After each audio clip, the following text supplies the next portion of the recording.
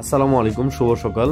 আমরা এখন বর্তমানে আছি কাপ্তাই আমাদের হোটেলের সামনে। সকাল 6:41 বাজে। আমরা অলরেডি হোটেল থেকে চেক আউট করে ফেলেছি, বাট আমাদের একটু দেরি হচ্ছিল বাইক বের করতে, কারণ আমরা যেখানে বাইক রেখেছি সেখানের যে কেয়ারটেকার আছেন উনি ঘুম থেকে উঠতে দেরি করছিলেন। তো ফাইনালি আমরা এত সুন্দর একটা রাস্তা দিয়ে জার্নি শুরু করি। কাপ্তাই থেকে আজকে আমাদের গন্তব্য ফার্স্ট হচ্ছে রাজস্থলী যাওয়া। তো আসলে রাজস্থলী খোলা আছে কিনা সেই ব্যাপারে একটু অনিশ্চয়তা তো অবশ্যই থাকে, যার কারণে সেই অনিশ্চয়তা নিয়েই আমরা রাজস্থলীর দিকে যাচ্ছি। তো আমাদের চলতি পথে প্রথমে একটা ফেরিঘাট পড়বে, তবে তার আগে একটা ইন্টারেস্টিং জায়গা আছে, আর সেই জায়গাটা হচ্ছে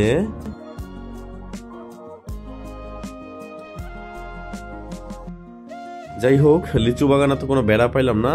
তো লিচু বাগানের পরেই আমরা চলে এসেছি চন্দ্রকোনা ফেরিঘাটে। আর আমরা অলরেডি সিরিয়ালে দাঁড়িয়ে গেছি, ফেরি ছিল নদীর ওই পারে।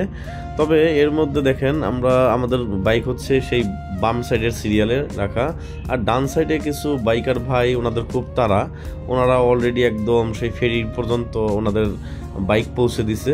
তো আসলে যেটা আমাদের রক্তে আছে আর কি, আমাদের স্বভাবে আছে, তো এটা না মানার একটা স্বভাব তো আমাদের সবসময় আছে, সেটা থাকবেই।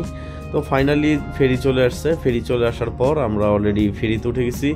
তো আসলে আমি আপনাদেরকে পুরো ভিডিও হয়তো ওইভাবে দেখাতে পারবো না, কারণ হচ্ছে আমার কাছে বাইক চলাকালীন সময় যে গিয়ার্সগুলো প্রয়োজন হয় ভিডিও করার জন্য সেই গিয়ার্সগুলো নেই।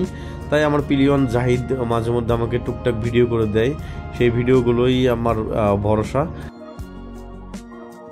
ফেরি পার হওয়ার মোটামুটি 1 কিলোমিটার পরে এখন আমাদের নাস্তা বিরতি।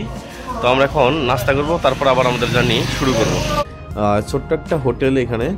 তো আমি আসলে হোটেলে ঢুকতেই ওরা অলরেডি কিছু নাস্তা সেরে ফেলেছে, আর আমার ভাগে ওরা একটা কলা রেখে দিছে। এই হচ্ছে সেই কলা। যে হোটেলে খাইতে বসছিলাম ওই হোটেলে ডিম নাই, আর কোনো সবজি ডাল এরকম কিছু নেই, শুধু রুটি আর চা খেতে হবে। তাই আমরা 1 কিলোমিটার ভিতরে চলে আসছি এখানে ডিম নেওয়ার জন্য।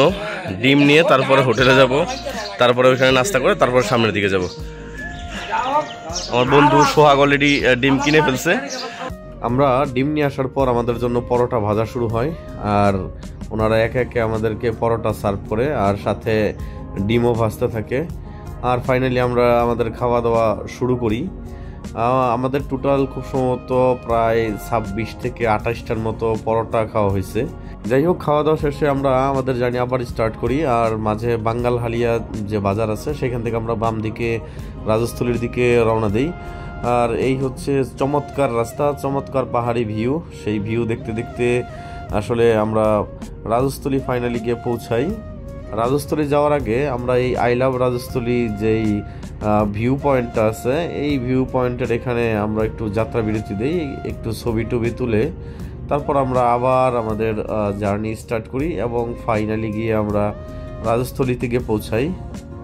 আমরা যাচ্ছিলাম রাজস্থলীর জিগজ্যাগ পয়েন্টে, তবে নিরাপত্তাজনিত কারণে এই রোডটা এখন বন্ধ আছে, পর্যটকদেরকে অ্যালাউ করতেছে না, যেহেতু গত 21 তারিখে নাকি একটা ফায়ারিং হয়েছে, এবং ঈদের পরের দিন একজন লোক মারা গেছে হিট স্ট্রোকে, একটা অ্যাক্সিডেন্ট হয়েছে। সব কিছু মিলে আসলে ওনারা অ্যালাউ করতেছিলেন, গতকালকেও অ্যালাউ করছে, যেহেতু আজকে ঈদের দ্বিতীয় দিন, মানে পরশু দিন ঈদ ছিল। তো যেহেতু অ্যালাউ করতেছে না, আপনারাও চেষ্টা করবেন আসলে খোঁজখবর নিয়ে আসার জন্য। যেহেতু অ্যালাউ করতেছে না, আমরা একদম শুরু থেকেই ব্যাক করতেছি। তো ভালো থাকবেন। আমরা এখন যাচ্ছি বান্দরবানের উদ্দেশ্যে। জিগজ্যাগ পয়েন্টে যাওয়ার জন্য এখান থেকে মূলত রাস্তা শুরু হয়, আর আমরা এক বুক কষ্ট নিয়ে এখন যাচ্ছি বান্দরবানে। তো দেখা হচ্ছে বান্দরবানে।